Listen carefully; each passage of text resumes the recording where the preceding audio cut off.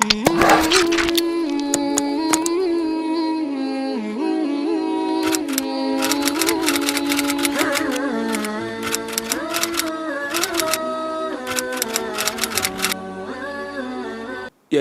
banyak juga tuduhan ya, ketika orang mengikuti Quran dan Sunnah menurut pemahaman salafus saleh, mereka mengamalkan yang wajib-wajib dan juga yang sunnah-sunnah dari sunnah-sunnah Nabi SAW.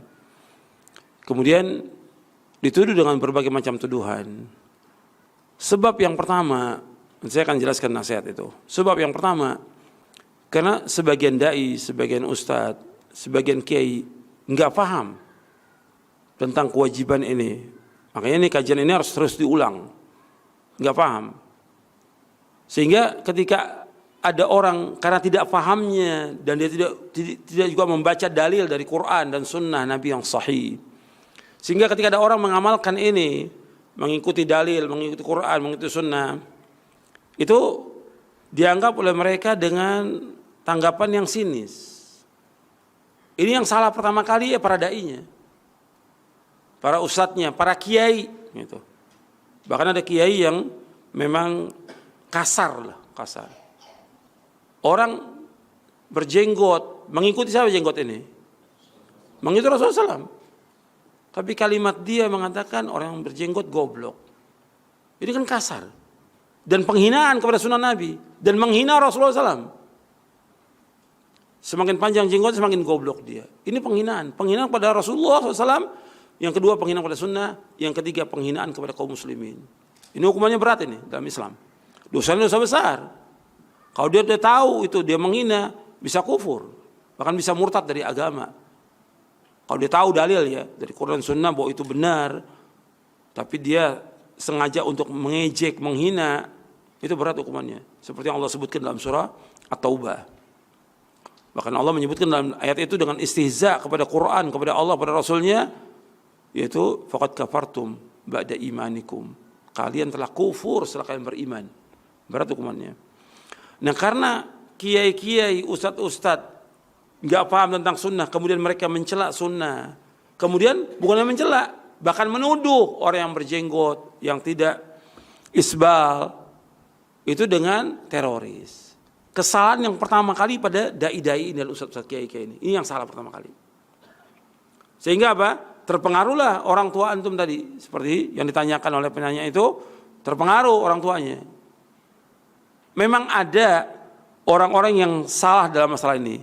Artinya ada sebagian kecil dari orang-orang yang mengikuti pemahaman yang sesat. Bukan salaf loh, sesat.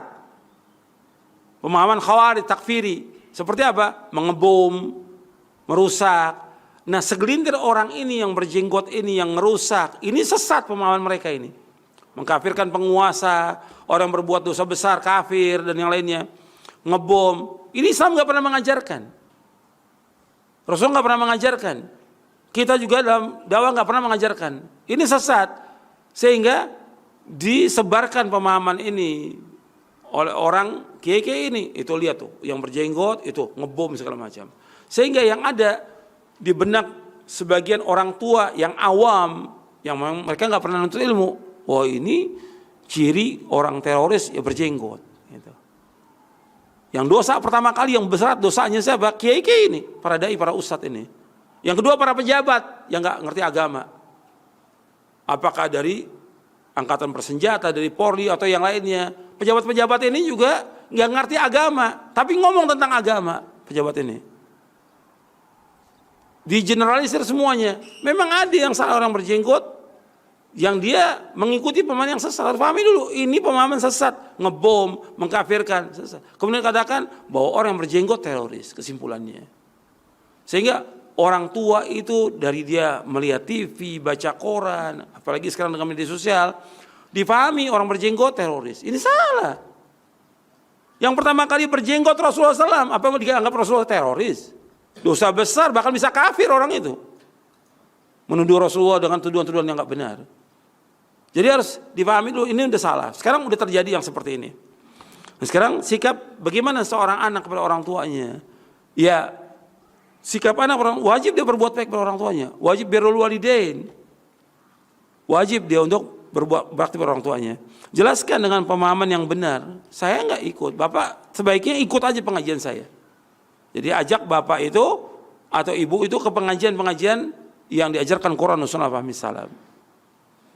Yang kedua, berikan buku-buku. Buku-buku tentang dalil-dalil dari Quran Sunnah ini. Apakah tentang akidah, tentang manhaj, begitu juga tentang prinsip dasar Islam, begitu juga tentang sholat, sampai dia paham. Yang ketiga, yaitu nggak boleh lepas kita doa. Mendoakan dia terus supaya diberikan hidayah oleh Allah.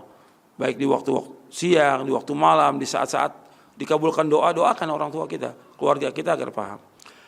Yang keempat, kalau memang sudah kita berusaha yang maksimal demikian tetap masih dimarahi oleh orang tua, kemudian mereka sinis, enggak ada masalah. Enggak masalah. Tetap kita berbuat baik, gitu. Itu cobaan buat kita. Itu cobaan dalam dakwah. Begitulah dakwanya para sahabat dulu juga sama, dimusuhi oleh keluarganya ketika mulai pertama kali dakwah. Itu yang bisa saya sampaikan.